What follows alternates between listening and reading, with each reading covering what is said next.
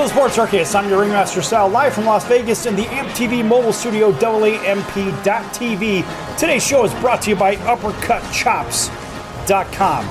Check out their tasty selection of all-natural, dry-aged USDA Prime Angus and Wagyu steaks and chops. Wait till you try their New York steaks, the filet mignons, and of course the king of all those massive cowboy cut and tomahawk cut ribeyes. Hell, even those Angus and Prime Wagyu burgers will likely be the best you've ever had. Check them out at UppercutChops.com on your mobile device or on your computer. Hell, if you don't want to do that, give them a call. Find out what's for dinner at 702-799-9935, 702-799-9935. Again, 702-799-9935 for UppercutChops.com. All right, an astounding round of applause for everybody listening in, tuning in, of course, on our CBS, NBC, and Fox Sports affiliates from coast to coast, as well as all of our independents, plus Cox, Comcast, Spectrum, Frontier, and WOW Cable Television, and, needless to say, Hotel TV in about 500,000 rooms from coast to coast. We're here with a very special guest. In fact, we're going to let him introduce himself. Go ahead. Hi, I'm Joe Cortez, former international boxing referee from Las Vegas, Nevada, originally from New York, and here to talk about my career, talk about boxing. All right, that's good stuff, Joe, and a nice round of applause for you, obviously. We want to make sure that everybody knows what the heck's going on here, and let's face it, Joe, you are a very popular guy in the boxing world and even in the film world as well. I mean, a lot of people know who you are, Joe, and frankly, they should because they've seen you in movies. They've seen you in the biggest fights in the world. I gotta tell you, Joe, you are a man of many talents, but you're also sitting in a very cool location. Now, I was in this location maybe about a week ago. Tell everybody where you're at right now. Right now, I'm here at my gym, my own little private gym at the here in Las Vegas.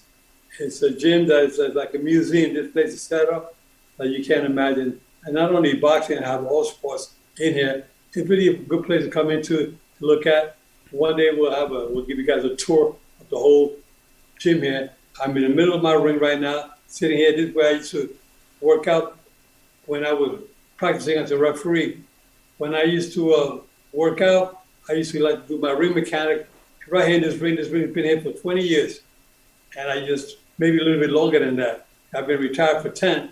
So let's say this ring has been here since 1990, maybe 1995, 1996. This ring has been here.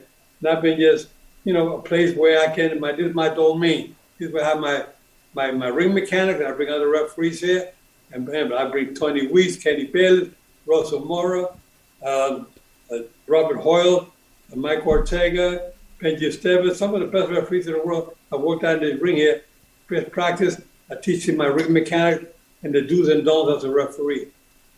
Yeah, Joe, that is the ultimate man cave, but for boxing. And there's other sports items in there as well. But I got to tell you, I have never walked into anybody's personal museum and seen such ridiculous, unbelievable artifacts, tickets, photos, boxing gloves, you name it. There are so many things in this ring or in your museum. It's unbelievable. What are a few of the highlights for everybody that can't see what's going on television right now? What are some of your favorite items inside your museum? Well, I have a special location. As you enter my gym, there's a location where I keep all my boxing memorabilia in a trophy case.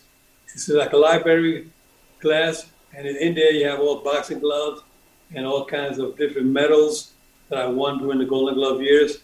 In my amateur years as a fighter, I got stuff from Muhammad Ali, Joe Frazier, Roberto Duran, Vinny Pazienza, Carmen Basilio, Sugar Ray Robinson, some of the greatest of all time.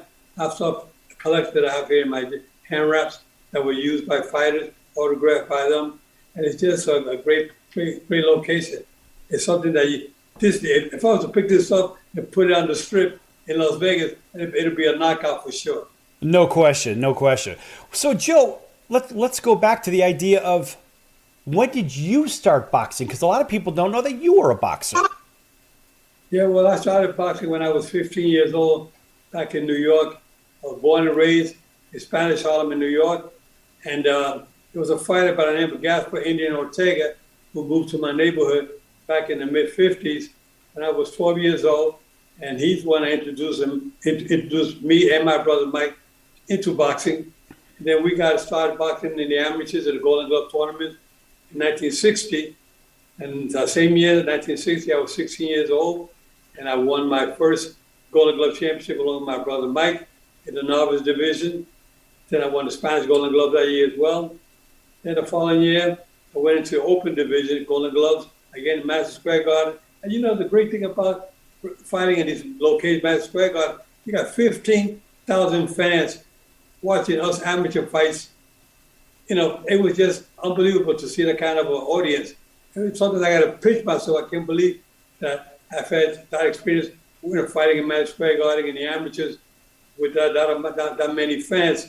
I mean, more fans came to watch the amateur Golden Glove Championship than they did with the World Professional Championship fight that was held in that same arena. So, Joe, look, how many fights did you have see if I can spit that one out. How many amateur fights did you have in the first place? And then as a professional? I have 45 fights in the amateur with 43 wins, 2 losses.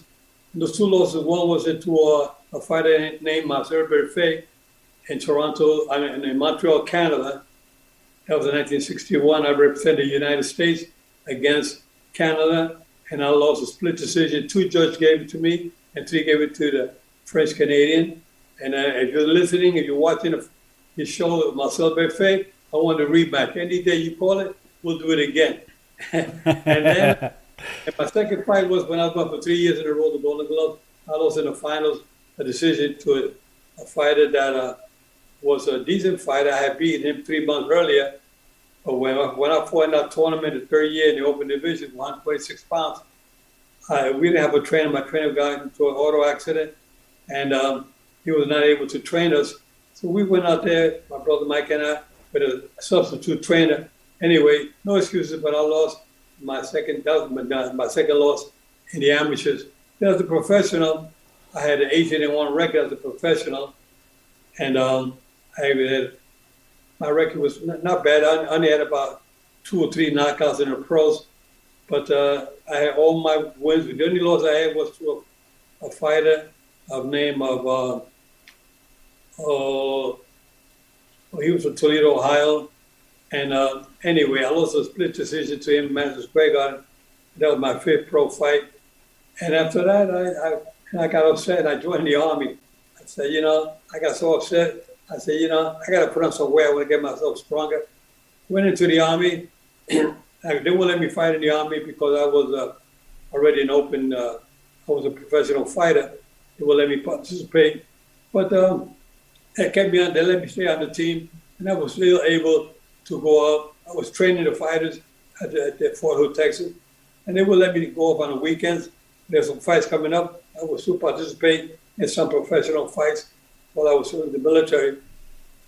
I had to go to Hawaii 3 or 4 times, went to Mexico 4 or 5 times to fight in Mexico while I was still in Fort Hood, Texas.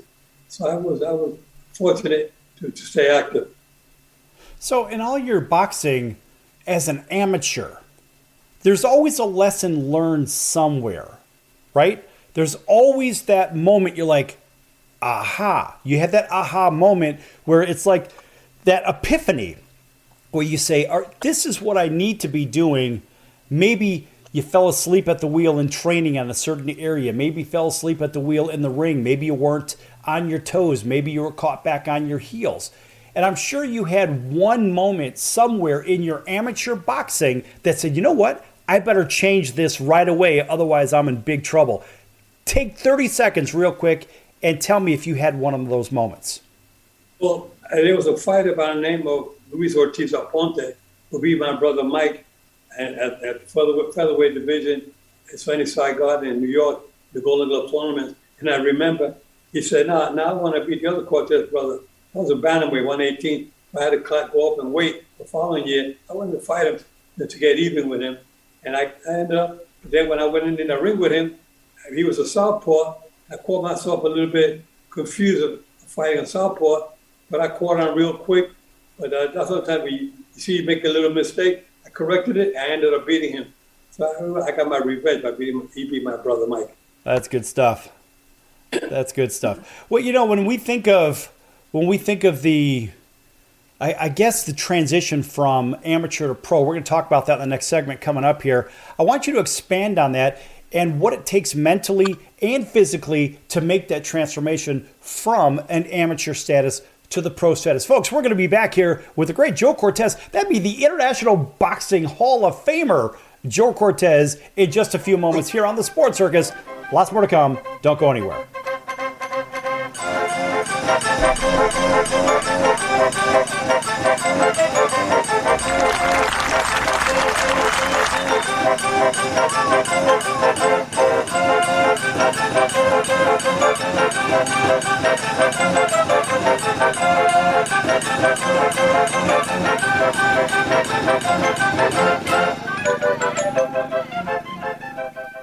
Hello Americans, it's Uncle Sam here.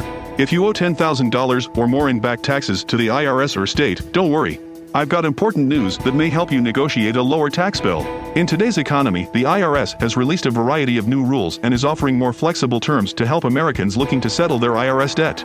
If you apply today, we may be able to lift your wage garnishments and release a freeze on your bank assets or business. Our team of tax professionals can resolve your case and stop collection actions against you. Even if you've been audited or haven't filed a return in years, they can help. Call right now and find out if you qualify to settle your IRS debt for far less than what you owe. Pick up your phone right now and call us for a free $500 IRS tax review. Don't wait. Here's the number. Call right now. 800-950-2049. 800-950-2049. 800-950-2049. For the last time, that's 800-950-2049.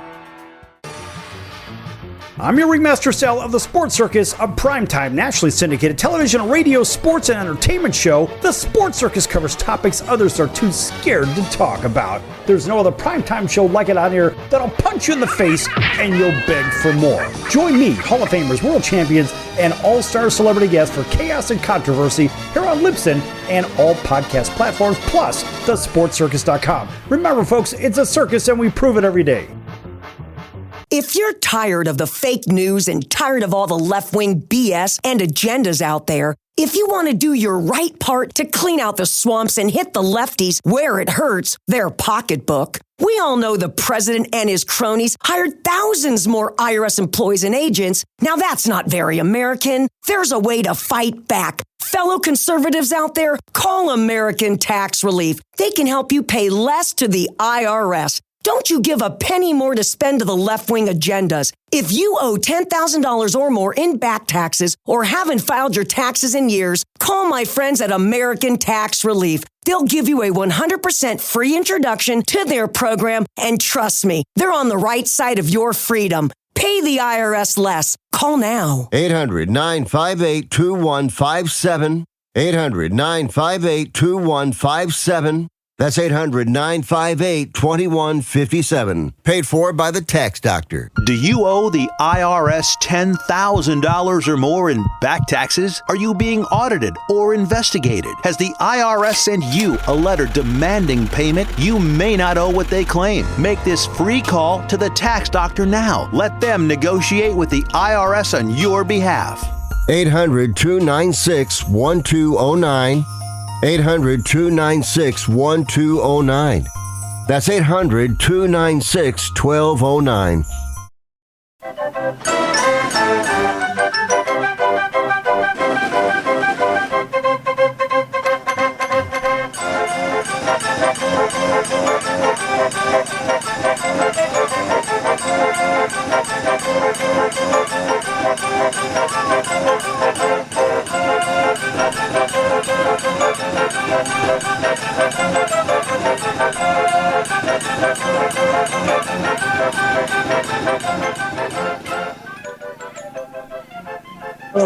Joe Cortez here, Fairfield firm. I'm known as an former international boxing referee from Las Vegas, Nevada, the boxing capital of the world. And I want you guys to subscribe and watch my show, the Joe Cortez Show, and the Fairfield Firm Show on the YouTube channel and on Facebook. Check it out. That's good stuff. And that's, of course, a very familiar figure. Folks, in case you're just tuning in, by the way, on our CBS, NBC, and Fox Sports affiliates from coast to coast. In fact, big welcome into everybody listening in on CBS Sports 1500 KHKA. That's over in Honolulu, home of the New York Yankees, right? Got to like those Yankees. All right, Joe, you're a New York guy. Also, home of the 49ers and home of the Alabama Crimson Tide. Welcome into everybody that may be listening with our friends over in CNBC and NBC News in California, right here in Las Vegas Public Radio, KQQY, also KIOF. Big welcome into everybody in Atlanta, WDJY 99.1 FM, WAUD over in Auburn, Alabama, home of the 2021 world champion Atlanta Braves. Of course, now we have a different world champion in the Houston Astros. But nonetheless, welcome into everybody also on KTXT that's picking up our content over in Lubbock, Texas. Texas Tech Radio, Texas Tech Raider Radio. That's 88.1 FM. As well as all of our other independents from coast to coast, plus Cox, Comcast, Spectrum, Frontier, Wow Cable Television, and hotels in over 500,000 rooms from coast to coast, gaining over 4 million impressions per hour. That's crazy. Also, like, subscribe, and follow AMP.TV, AAMP.TV, as well as Instagram and Facebook for the Sports Circus. But I want to hear more about this. We're going to take a little break on the background of Joe Cortez. I want to hear a little bit more about this Fair But Firm program you have on YouTube and Facebook. Well, this is a program that I started a couple of years ago with the referees and fighters and sports celebrities, just talking about boxing in general.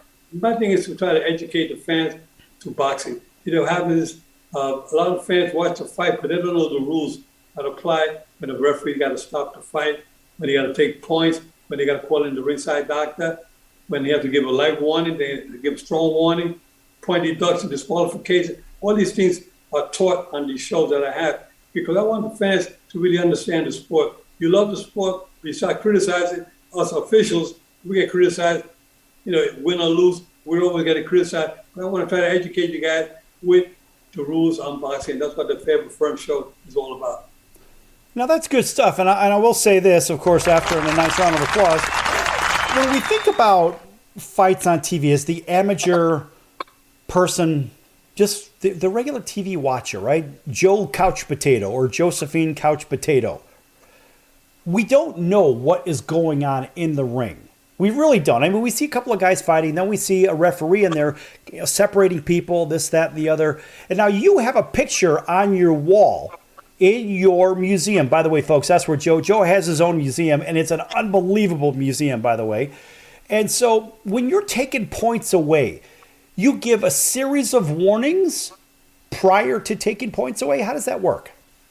Well, if it's intentional, there are no warnings. When you give the instructions back in the dressing room prior to the fight, that's when the referee takes control.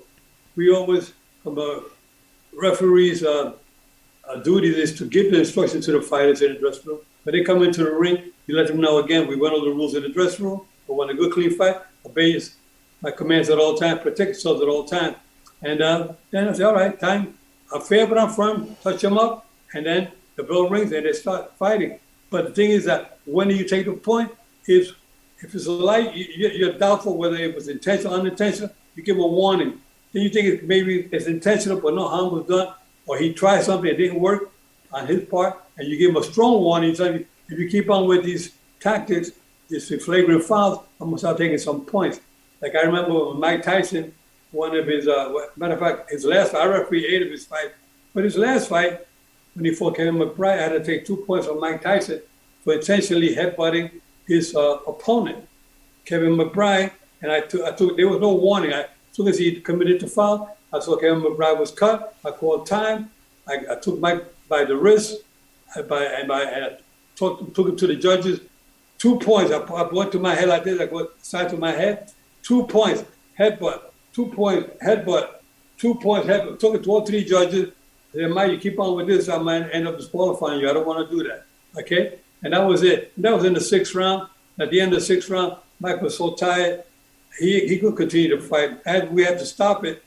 His corner, I saw Jeff Fennick was his trainer at the time, former world champion. He decided, I could see in his eye, like, Joe, stop this fight. And I waved it off at the end of the 6th round, but he walked back to the corner because he was just so fatigued, he had no legs. He wasn't hurt from a concussive blow to the head. He was just so tired. He couldn't keep up. Kevin McBride was like 6'4", big, heavier than Mike, and Mike couldn't deal with that pressure. And Mike decided, he said, I can't beat this guy. I'm going to pack it in the boxing. That was his last fight. And that was about 15 years ago. So, Joe, when you go to the dressing room, a lot of people don't know that there are instructions given in the dressing room because when we watch like one of those pay-per-view fights, which you've done so many of those, the viewing audience only sees what's going on in the ring. They don't know that you're going into the dressing rooms and giving instructions because they just hear like a quick overview of instructions.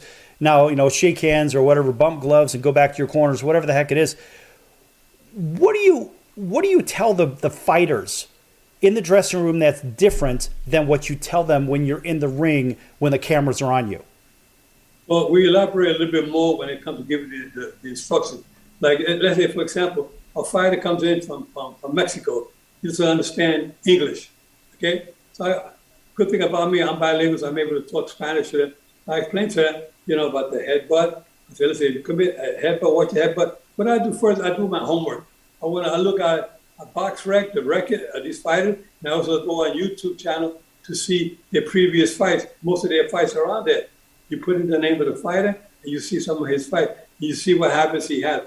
He has some bad habit of going low. He has a bad habit of excessive holding.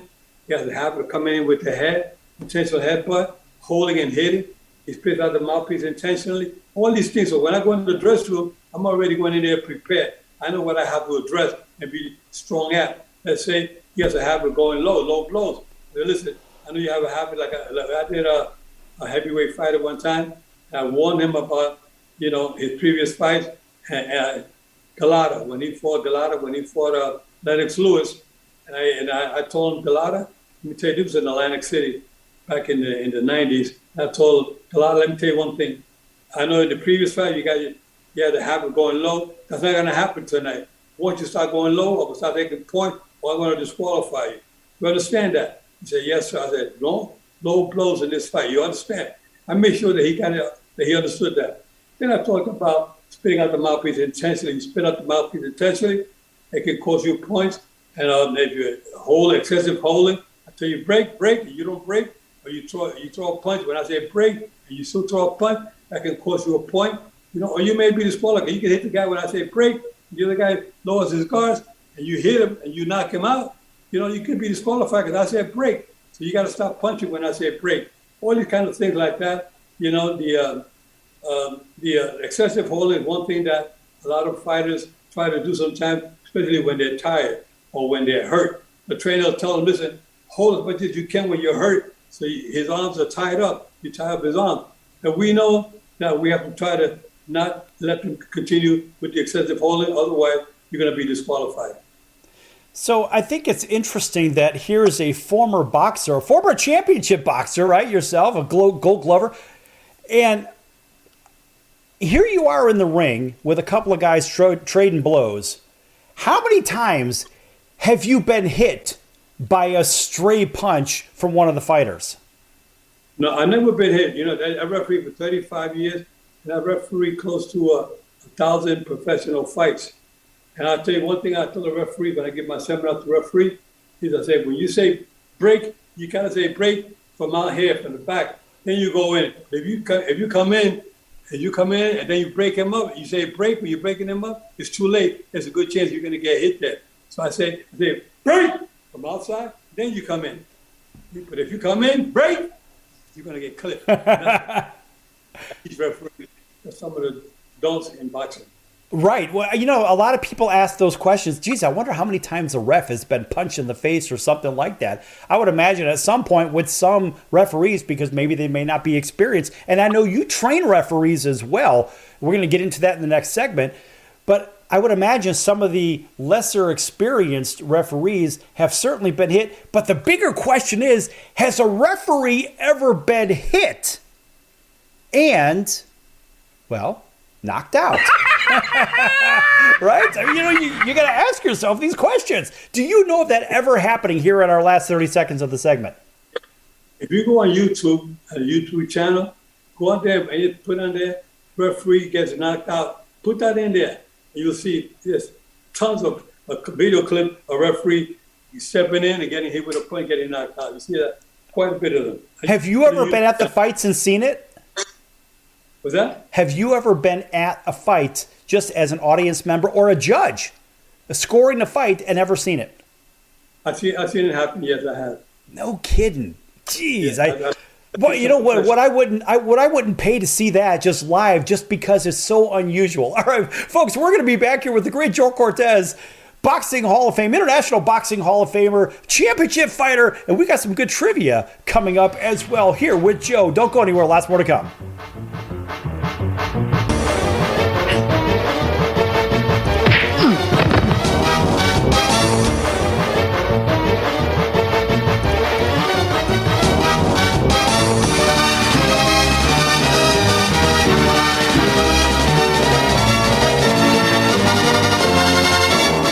Attention business owners, you and your customers are listening to this commercial right now. Face it, every business needs customers, even yours. The Sports Circus is a primetime nationally syndicated program that's carried on ABC, NBC, CNBC, and Westwood One News affiliates, plus CBS, Fox, and NBC sports affiliates across North America, with coverage from Hawaii to New York.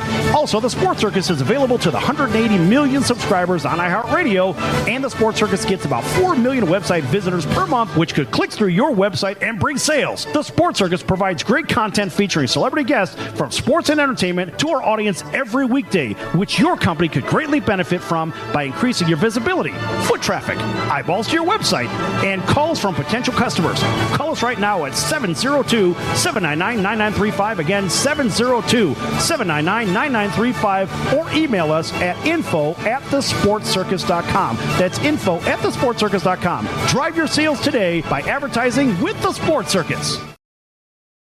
Can your IRA stand up to the next financial crisis that our top economists are saying is at our doorsteps? By allocating a percentage of your IRA into physical gold and silver with a tax-free rollover, you can diversify and safeguard your holdings from turbulent markets and economic downturns by putting your IRA back on the gold standard. Find out how to safeguard your assets with a tax-free rollover with a Genesis Gold IRA, the only IRA that can hold physical precious metals. Call now for your free gold and silver report. Protect your IRA today with one simple phone call and learn how to qualify for up to $10,000 in free silver. Call Genesis Gold Group, empowering faith-driven stewardship. 800-932-5517. 800-932-5517. 800-932-5517. That's 800-932-5517. If you're trying to quit drinking or doing too many drugs, listen to me. You don't know me and we'll never meet. I had a problem like you once. I drank and used to party a little too much till it got out of control and almost ruined my life. I realized I needed help to fix my problem before it totally destroyed me. If you've tried to fix your drinking and drug problem and you know you can't do it alone, you need to call the National Treatment Advisors. They'll immerse you into a 30-day program to replace your old habits with new habits and totally change your life. And if you have PPO private health insurance, the entire program may be covered. Fix your problem right now before it gets any worse. Get clean. Call now and learn more. 800-957-6209. 800-957-6209. 800-957-6209. That's 800-957-6209. This is Barry Katz from the Industry Standard Podcast, and you're listening to the Sports Circus with Sal Tuzzolino.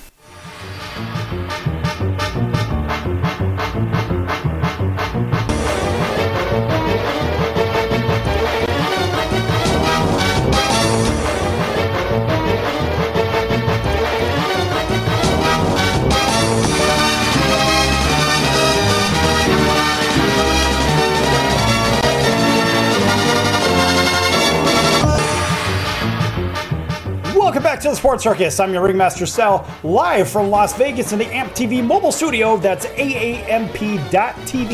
Make sure you like, subscribe, and follow. This segment brought to you in part by the Fair But Firm Show by Joe Cortez, and you can find that on YouTube. You can find that on Facebook. We're with the great Joe Cortez, International Boxing Hall of Famer, also was a championship boxer as well. We've got a really interesting bit of trivia for you coming up. But folks, make sure you check out the Fair But Firm Show for Joe Cortez, and you can find that on YouTube, also on Facebook, and possibly other platforms coming up. So make sure you stay tuned. You may see a press release coming out on it pretty soon as well. Yes! All right. Welcome back to everybody that's listening in on our CBS, NBC, and Fox Sports affiliates from coast to coast, all of our independents, everybody watching on television in hotels, and on Cox, Comcast, Spectrum, Frontier, and WOW Cable Television affiliates. Again, we're here with the great Joe Cortez.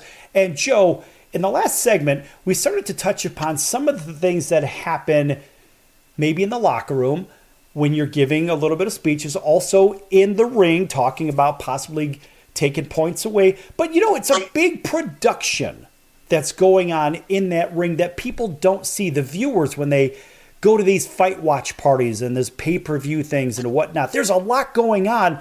Joe, give us an idea just what happens in the corner with each fighter in between rounds. Well, there's our inspectors in the corners. You sometimes see the inspectors with a burgundy jacket or with a badge around their neck. They're policing that corner. And what they're doing is keeping control. And a lot of fans don't know a lot goes on while you're in as a referee. You're the captain of the ship when you're refereeing a fight. This is my domain. Anything that goes wrong in the ring is my responsibility. So anyway, the thing is that if a fighter is committing a foul or doing something wrong, you want to go into the corner and you want to maybe talk to him. Maybe if you don't speak the language, maybe the inspector in that corner speaks Spanish. You can tell the inspector, tell him that if you continue with low blow and excessive holding, I'm going to start taking some point. That inspector will help you tell him, you know, what his condition. Sometimes a fighter is not in good condition and you want to see how he's doing in between rounds. You want to call in the ringside doctor. The ringside doctor evaluate his condition. Again, the inspector is there to keep control of the corner, making sure that they don't use excessive Vaseline or too much water on the fighter. Sometimes they put ice inside their trunks, you know, to cool them off. I mean, then when the bell rings, they come out, all the ice is falling all over the floor, all over the ring. And then what happens is you got to call time to get it all wiped up because they're tripping on all that ice. There's a lot of things that go on in that corner. And the inspectors are eyes and ears. We need the inspectors to monitor everything that goes on in the corner. That's why we have training seminars, not only for judges and referees, but for ringside doctors, for inspectors, for timekeepers. All of this because sometimes you call time, the timekeeper fell asleep at the bell, and he see that you call time, the clock is still running. Sometimes you see a round can go into 4 minutes instead of 3 minutes, you know, or sometimes they go into 2 minutes instead of 3 minutes. They make mistakes. So everybody got to be really paying 100% attention to their duties while officiating. You got, as a referee, you have to make sure that they're all doing their job. You got a good ringside doctor, and then you got a mediocre doctor who doesn't know too much about boxing. Maybe he's just starting out as a ringside doctor. And sometimes, you know, you hate to overrule a doctor, you know, when he tells you to stop the fight or something. It's maybe a little cut on the back of the head back here, touching small, and the doctor said, you better stop because too much blood is coming out. But you know, it's not a danger for that fighter, but some doctors will freak out, they stop it, and that's when the referee has to say, well, we're not going to stop it. You know, but that hardly ever happens. If a doctor tells a referee stop a fight, it's best you do stop it. But it's on his watch. He made a call, but you really don't want to try to have a controversial fight ending with a inexperienced ringside doctor or corner. Sometimes the corner wants to throw in the towel to stop the fight. Now there's a new rule now that we don't accept the towel flying into the ring. But we don't know who threw that towel in. It could have been a bystander. It could be somebody who had a bet on the other fighter. Anyway, so we want to make sure that the inspector has control. When a cornerman wants to stop the fight, let the cornerman come up to the ring apron with the inspector waving a towel, and then get the attention of the referee. That's when you stop a fight. There's a lot of things that go on. You know, that's a good point because a lot of people don't know how that works. I mean, including myself. I have no idea. I think back to one of the Rocky movies, right? So I'm watching maybe Rocky 4, and when Apollo's about to go down and his corner saying, "Throw the towel in, man, throw in the damn towel." And Rocky's got the towel in his hand. Of course, Rocky's in that picture right next to you. We're going to get to that in a second. But we don't know who's throwing a towel, just like you said. It could be somebody that has a bet on it. And the rules around what happens in that corner during the fight, as well as in between, right? And during the rounds or in between rounds, there's a lot going on. And basically, you're the person in charge of everything. Is that fair to say? It is. You have to make sure that the fight is going to be stopped at a corner. You make sure that first of all, there's 3 cornermen, and there's two up on the apron. I mean, if they one comes inside the ring, that most likely that is the head coach, the head trainer. Then you got 2 other ones, one on each side, one with helping with the ice, and the other one with the cut, whatever. But then what happens is that one let's say the cut man says, "I want to stop this fight," but he's not the chief second. So you have to make sure that when you address the fighters in the dressing room, you want to find out who's the chief second. You got to identify him because if anybody will stop the fight, you're the only one that can stop it, not him. You know, a lot of fans don't know that, but not just anybody can stop the fight in any point. Got to be the chief second. That's very important that the referees know this. That's a very good point. And even somebody like myself, I've seen hundreds of fights on TV and only a couple in person. But I don't know who can stop it. There has to be some chain of command, and they probably need to convey that to the inspector that's over there too, right? Right. The inspector is the one that he got to make sure that who's the chief second in that corner.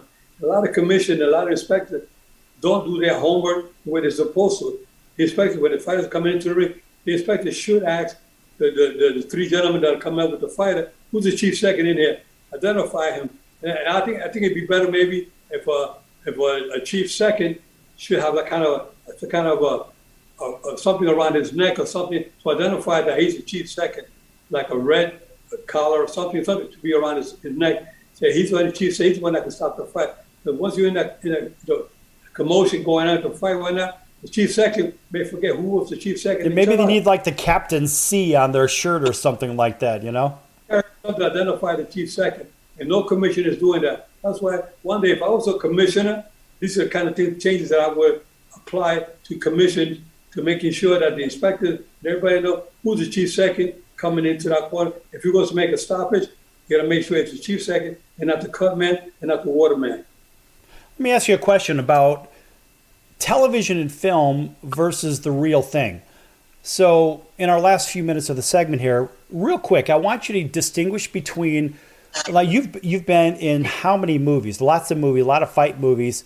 And what happens in the corner in the fight movies, obviously there's dialogue, etc. But what happens during a real fight, let's just take one of the Rocky movies, right? Because you were in a Rocky movie as well. So you have Sylvester Stallone in that International Boxing Hall of Fame induction picture to your right, which he is the one right next to you, if I'm not mistaken. What happens differently, for example, in that film in the corner, or is it true to form? Because it seems like there are maybe 2 guys instead of 3 guys in the corner, unless there's just 2 guys on the apron, like you said. There's 2 guys up on the apron and 1 on the bottom. So sometimes some commissions allow 4 cornermen to work and to fight, and there'll be 3 on the top, like 1 on each side of the rope, 1 inside the ring, and 1 on the bottom of the steps of the ring. There's four cornermen there. And in movies, going back to your movies, in movies, everything is not really authentic, even though Sylvester Stallone asked me when we did the Rocky Balboa movie, that's the last one he participated in as a fighter. He said, "Joe, I want the movie to look authentic as possible." Okay, so I got a real cutman. I got the real cutman to work in each corner with his opponent and his corner, and these guys were really the real deal. They know what they were doing. But when we're filming a fight, it took us 6 days to film a segment you saw in the Rocky Balboa movie. It took us 10 to 12 hours a day filming. We're making sure it would look authentic as possible. And I mean, you watch the movie, you see it looks pretty authentic. And I would say 99% of it looks authentic. But sometimes things go in the corner when you're filming, and it's not really the way it's held, the way it's done in the real fight. They may do something in the corner. They may say something, the cornermen get out of control, and they may do something, put a little bit more flair to the movie, but the inspectors got to keep control of that. But the movies and in real life are two different subjects altogether. Yeah, you know, there are so many elements going on with those productions. It's crazy. And, you know, people say, well, you know, you've got the boxing commission with their hands in it. Well, there's a lot happening, folks. Unless you're paying attention to what's happening in the entire ring, which you're really only going to see if you're actually at the fights, don't complain about it. Just shut up, drink your soda, whatever you're drinking, eat your popcorn, watch some great entertainment, and watch some really, really courageous guys that are in there as referees. Back here with one of those Hall of Famer, International Boxing Hall of Fame that is, Joe Cortez, back here in just a few minutes on The Circus. Don't go anywhere.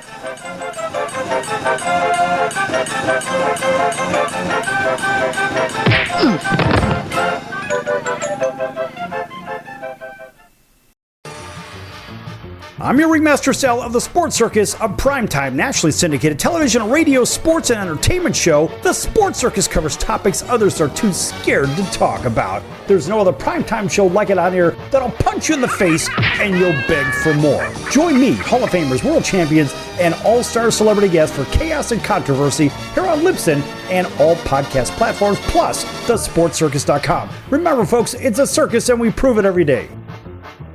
If you are trying to quit drinking or doing too many drugs, listen to me. You don't know me and we'll never meet. I had a problem like you once. I drank and used to party a little too much till it got out of control and almost ruined my life. I realized I needed help to fix my problem before it totally destroyed me. If you've tried to fix your drinking and drug problem and you know you can't do it alone, you need to call the National Treatment Advisors. They'll immerse you into a 30-day program to replace your old habits with new habits and totally change your life. And if you have PPO private health insurance, the entire program may be covered. Fix your problem right now before it gets any worse. Get clean. Call now and learn more. 800-957-6209. 800-957-6209. 800-957-6209. That's 800-957-6209.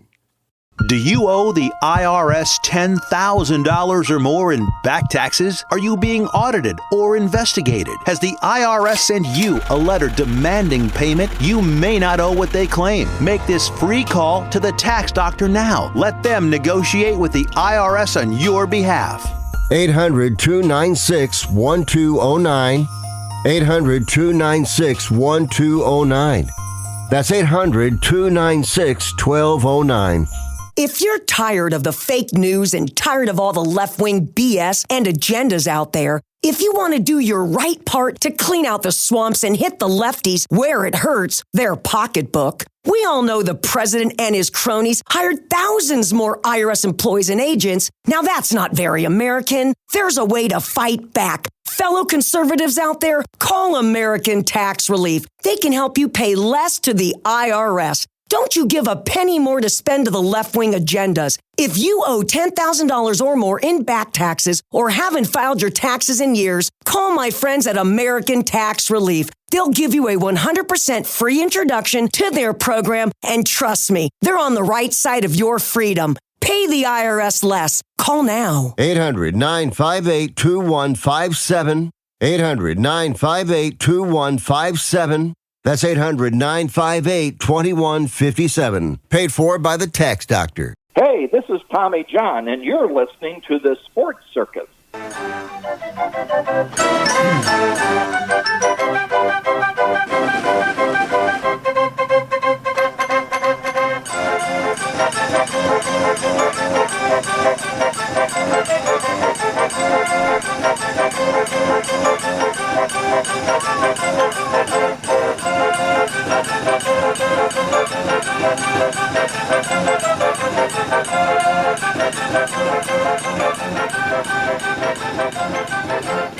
Welcome back to the Sports Circus. I'm your Ringmaster Sal, live from Las Vegas in the AMP TV mobile studio, AAMP.TV. Make sure you like, subscribe, and follow. This segment brought to you in part by, of course, the Fair But Firm Show with our esteemed guest, and that would be the amazing and wonderful, yes, you guessed it, Joe Cortez. International Boxing Hall of Famer, Joe Cortez. Check out the Fair But Firm Show on YouTube as well as Facebook. Maybe some more news coming out as well. And Joe, go ahead and tell everybody 15 seconds real quick what it's about. Well, we will be talking about the do's and don'ts in boxing, but also let's talk about what was boxing back in the 50s, 60s, 70s compared to what's the state of the boxing today. Oh, wow, that's good stuff. All right, and a big welcome back to everybody listening in on our CBS, NBC, and Fox Sports affiliates, plus independents from coast to coast, all of our television affiliates and social media. Thanks for joining us on Instagram, on Facebook, and AMP TV, AAMP.TV. And folks, make sure that you like, subscribe, and follow, as well as shameless plug. Also, check out thesportscircus.com for our upcoming guests, our prior guests, our recorded shows, which you could find on your favorite podcast platform, from Apple Podcast to Amazon Music to iHeartRadio, Spotify, Google Play, Google Music, Audible. We're on every one of them. You can't get away from us. That's the great news. But more importantly, Joe has his show as well, and you want to make sure you like, subscribe, and follow on YouTube and Facebook, and that is the Fair But Firm Show with Joe Cortez. All right, so Joe, in the last segment, we were talking a little bit about some of the different things that happen in the ring, but how about this? How about boxing styles from when you were fighting back in the day to today? Now, we see the same thing in pick your favorite sport. In football today, hell, they play a flag football game. They don't even hit anymore. What about boxing? Are they still hitting the same way that they did back in the day? And is it being refereed the same way as when you were boxing? Well, let me tell you one thing, that when I started refereeing, I knew that something was wrong, and I didn't like the way referees, there was like no set rules on refereeing. There was no, I couldn't find a book, anything as far as what are the duties of a referee. There was nothing out there. So Larry Haslett was a commissioner of the New Jersey State Athletic Commission, and he was a referee at the time. Like myself, we started out together. We used to talk back and forth every day, like 3 or 4 times a day. He was a principal of a high school in New Jersey, and I was working in the hotel and hospitality business. And then we talked. We had the luxury to be able to on the phone 3 or 4 times a day talking while we were at work. And I would tell him, Larry, there's something going on in boxing that is not right. These referees are not doing their duties. I think we got to start revolutionizing refereeing. And we did. Larry Haslett and I started with revolutionary refereeing. We started creating rules, the do's and don'ts. We had a doctor, Dr. Mike Sabia. Larry Haslett and myself were the first officials to give the first seminar ever given in boxing back in 1979, back in New Jersey. And this is where we try to change the rules, because the fighters were hitting the opponent behind the head. A fighter would hit an opponent when he was down. There was no point deductions. They would hit excessive low blows, excessive holding. There was no rules. Whatever the referee did was accepted by everybody. I said, no, there got to be a set rules that we have to apply. We got to be more stringent with our rules. We have to try to be more forceful and make sure these fighters understand the rules that they must comply to. A lot of fighters were not complying with the rules. So we changed the 3 knockdown rule was in effect. You got knocked down 3 times in the same round, the fight was automatically over.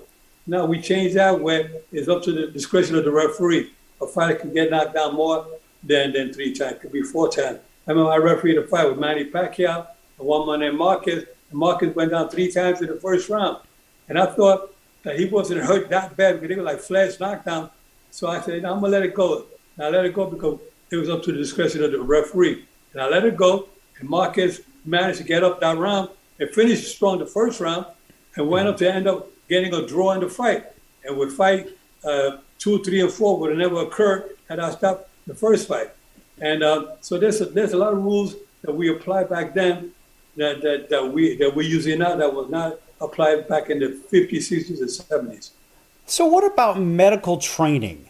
Now, you have the discretion to stop a fight, and you actually have say over the medical staff or the doctor that's there. What kind of medical training have you had, or do referees get, so they could potentially override a doctor? Well, I say, only twice I had to make a call that I hated to do, but when the doctor, there was a small little cut on the fighter's eye in Atlantic City. There was a small little cut here on the eye. It was not a dangerous area, and the doctor wanted to stop it. And I said, but it was a nothing cut, you know. It was bleeding, slightly bleeding. He wanted to stop it. I said, sorry, but I can't. You know, there was another fight I did in Germany where the doctor wanted me to stop the fight as well. You know, I said, no, it was a nothing cut. It was not in a dangerous area. I said, no, it was. I don't know if they were trying. He was favoring the local guy, but I didn't want to stop the fight that way. I said, if you're going to win, let him win it the right way, but not with somebody incompetent. And that doctor was a good doctor. I just didn't like the way he was doing. But you as a chief in charge, you know, you have to make the decision. But sometimes, you know, there's fighters that are taking unnecessary punishment, and the referees, they're not stopping it on time. Sometimes the commissioner, Larry Hazard, will get up on a ring apron and tell the referee to stop it, you know? And that's something that we hate to see in boxing, because taking like the duties of a referee away. But sometimes you have to do it because you don't want to fight it passing away, because like right now there's a fighter who's in an induced coma from a couple of days ago from a fight, injuries he took close to the head. So you got to be so careful about that. You got to make sure New York, California, and Las Vegas, they have a right, the doctor has a right to actually not Vegas, but California and New York, the doctor has the right to come up to the ring apron and stop the fight without consulting with the doctor or anything. So there's certain rules that apply in different states. That's why as a referee, you have to know exactly who and where you're refereeing, what are the rules. But try to be very careful, but try to always listen to the doctor. Try not to override the doctor's ruling. So what are the rules for, and now I can tell you this from the legal side. I know that if you get in front of a judge, if you're in the courtroom, they have to replace the judge and get somebody else if you know them or if it's a friend of yours. How many times have you reffed a fight that you've had a friend, possibly a very good relationship with, one of the fighters? Do they replace the referee? Well, let me tell you one thing. I've always felt that a referee should not have any relationship with any fighters, any managers, trainers, promoters. Keep your distance. As a referee, you got to be like a judge in a courtroom. Just do your job at a distance. You know, be nice to everybody. Hey, how you doing? Good. But you know, don't be mingling with them and try to fraternize with these individuals. When you start doing that, it looks like you're not doing your job right. I would say it could be my brother in there. I will take a point if I have to. Got to go in there with that mentality. Don't ever side with fighters, trainers, managers, promoters, anything like that. Okay, Joe, we're running out of time here. I have to ask you, because a lot of people are sending me messages, the best fight that you believe that you ever reffed, the highest profile fight as well. Well, I think that one of the highest profile fights I ever refereed, I have to go with Roberto Duran when he won the middleweight championship against Iran Barkley, 1989 in Atlantic City. I mean, 35 years of age, when Iran Barkley was only 28. Iran Barkley had just finished knocking out Tommy Hearns.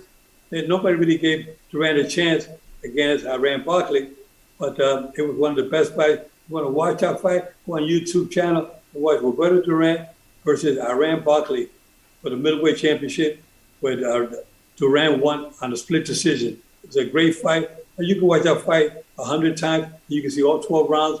One is better than the other. Your favorite fight? My favorite fight was when George Foreman knocked out Michael Moorer for the heavyweight championship of the world. Foreman was 45 years of age, and I couldn't believe that a fighter at that age, 20 years prior to that, he was heavyweight champion of the world when he knocked out Joe Frazier. But he come out now, he knocks out Michael Moorer 20 years later, becomes the oldest heavyweight champion. It was a punch I was heard around the world, and I had the honor of refereeing that fight. Okay, the picture next to you, the International Boxing Hall of Fame induction picture. Who's in that? Yeah, I'm Nacho Beristain on the far left. Then you got Julio Cesar Chavez. You got Mike Tyson, Kazza Zhu, Sylvester Stallone, and myself of the class 2011 up in Canastota, New York. And a lot of people say, well, why did Sylvester Stallone get inducted into the International Boxing Hall of Fame? Well, he did a lot for boxing. He drew a lot of fans to boxing because of the Rocky movies. And that's why Ed Brophy and the committee up in Canastota, New York, Ed Brophy, the director, and his board member, they all decided they would give Sylvester Stallone an exception and made him a Hall of Famer. So, it was great. He's great for boxing, a great person, great friend. And we had a lot of fun filming the movies. Well, I think a lot of people... I refereed Mike Tyson 8 times. Julio Cesar Chavez, I refereed 6 times. Kazza Zhu, I refereed twice. And Nacho Beristain is a trainer from Mexico, and I referee about 9 of his championship fighters. Joe, we have 1 minute. Give a final message to everybody that's watching right now to leave them with something that they may not have known about boxing. Well, one of the things I can tell you is that boxing is a sport. It's not a game. Boxing is not a game. You're in the hurt business. You're there to hurt your opponent, to put them away. But a lot of fans will say, well, why is the referee stopping the fight? You may have your favorite fighter. You don't want him to stop it until he's laying out, knocked out cold. I told the fighters, I'm here to give you instructions, but one of the things in my instructions, I want to make sure that you don't take unnecessary punishment. I told that to Mike Tyson. I told that to Sugar Ray Leonard. I said it to Roberto Duran, all the great fighters. You name them, I've told them all. I'm here to protect you. I'm going to treat you like my son. I don't want you to take unnecessary punishment. But the fans don't accept that. The fans want to see a fighter get knocked out cold. You don't want to do that because you want a fighter to go back to his family. You want to come back, after a fight. You don't want to lose a fighter. Too many black guys in boxing with fighters getting killed in the ring. We don't need that anymore. Right. All right. Well, Joe, that's going to do it for today's show. And everybody, listen, Joe's going to come back.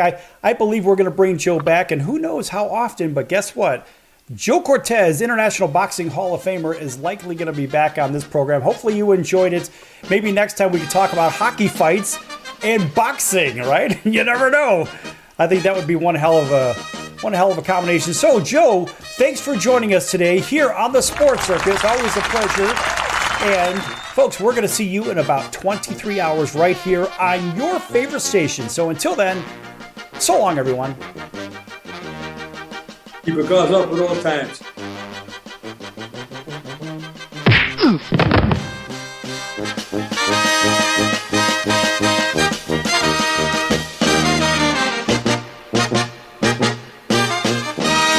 If you're living with diabetes and using insulin, you know the pain of pricking your fingers over and over again. Ouch! Well, by wearing a small remote device called a continuous glucose monitor, or CGM, you can reduce the pain of pricking your fingers. If you administer insulin 3 or more times per day or use an insulin pump, call now and learn how a CGM can help you. Painless. No more pricking my finger. No finger pricks. Convenience. They delivered it free and they took care of all the paperwork. You can reduce pain right away. Plus, it's accurate, easy to use, and helps you spend more time in range. And if you have insurance, you can get a new CGM at little or no out-of-pocket cost. Call now and get free shipping of your new CGM. Plus, we'll bill your insurance for you. 800-659-7805. 800-659-7805. 800-659-7805. That's 800-659-7805.